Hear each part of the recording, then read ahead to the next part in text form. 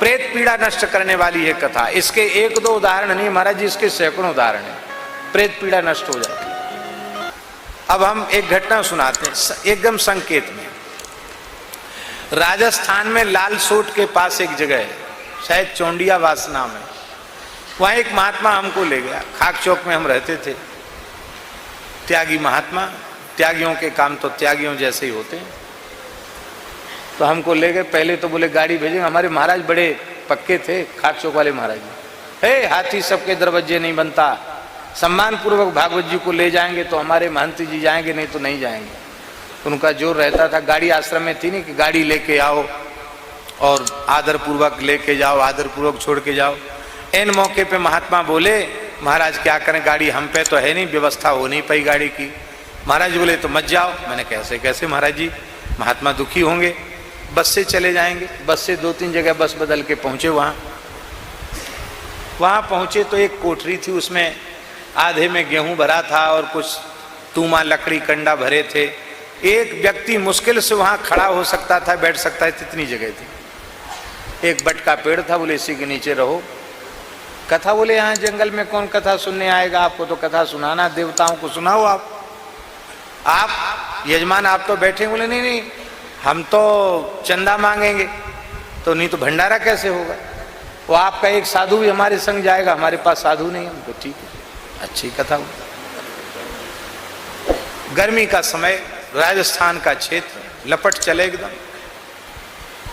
तो महात्मा तो हमारे संग वाले बोले कि गुरुजी भाग चलो, यहाँ से मर जाएंगे। हमने कहा देखो संत पीड़ित होंगे, आ गए हैं तो यहीं रहो। शंकर जी जीवन भर कथा कहते हैं बट पेड़ के नीचे, और हमको अवसर मिला है, क्यों छोड़ें इसको। कथा अब शुरू हो गई। 2 समय की कथा थी। माइक की भी आवश्यकता नहीं थी, क्यों कोई था ही नहीं सुनने वाला, तो माइक की क्या जरूरत। हमारे संग जो गए थे वही सुनने वाले थे। तीसरे दिन गुरुजी वहां एक पंडित जी आए, बुजुर्ग थे, आकर थोड़ी देर बैठे। एक व्यक्ति वही आए थे। तो बाद में हमसे कथा, अब वहां कोई कमरा नहीं था जिसमें रहते थे, एक चौकी पर कथा कहते थे और थोड़ी ही बगल में एक चौकी पड़ी थी तखत, तो उस पर लेट जाते थे। उठो तो फिर इस पे बैठ जाओ, तो कथा कहो, इधर जाओ तो लेट जाओ। और लाल मुड़ के चेंटा वो बट के ऊपर से गिरते, जहां काटते वहीं खून निकाल देते। बढ़िया परीक्षा थी। तो वो पंडित जी बोले हमसे,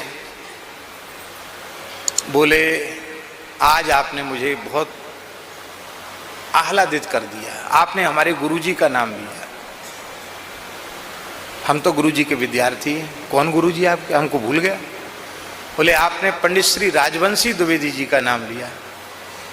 जब करपात्री जी महाराज ने धर्म संघ विद्यालय स्थापना की थी वृंदावन में, तब के हम छात्र हैं, आरंभ के। अब तो हम बूढ़े हो गए हैं, गुरुजी कैसे हैं। हमने कहा हम तो गुरुजी से ही पढ़ते हैं। बड़े खुश हुए। बोले इतनी बढ़िया कथा हो रही है, हम लोग सुनने क्यों नहीं आते हैं।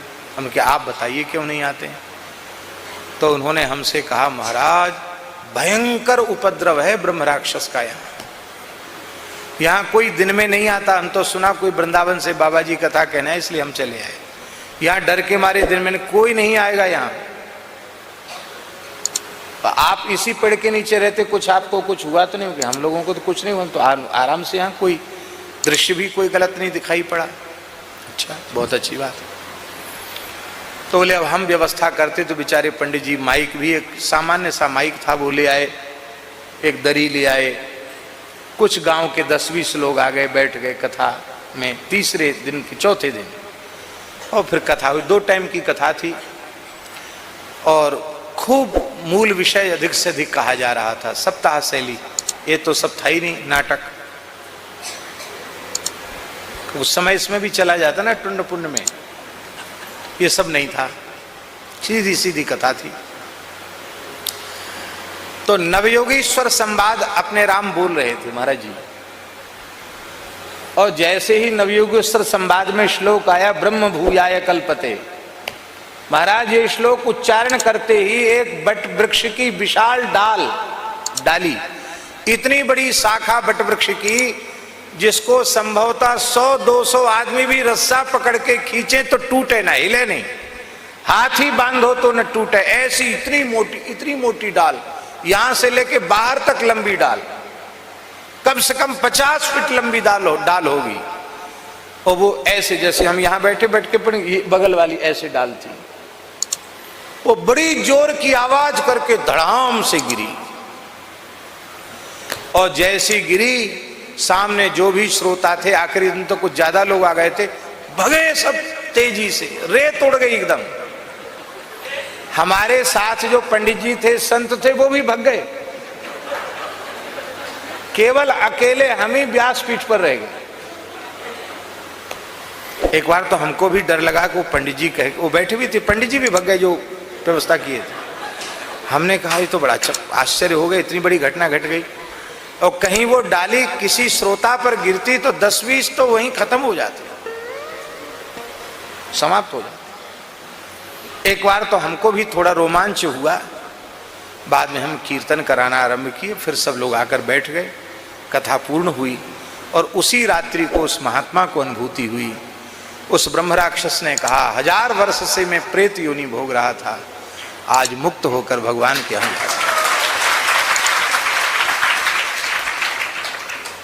तो डाल फटी ये घटना दास के जीवन की,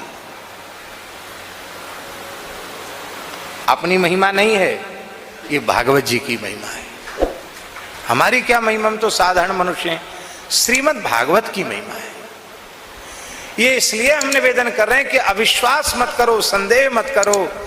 भयंकर से भयंकर पतित व्यक्ति का भी उद्धार कथा श्रवण से होता है। भैया जीते जी कथा सुनने लग जाओ तो प्रेत बनना ही नहीं पड़ेगा। श्री सीताराम। हमारे सनातन धर्म से जुड़ी ऐसी दिव्य कथाएं सुनने के लिए हमारे चैनल को सब्सक्राइब जरूर करें। जय श्री सीताराम।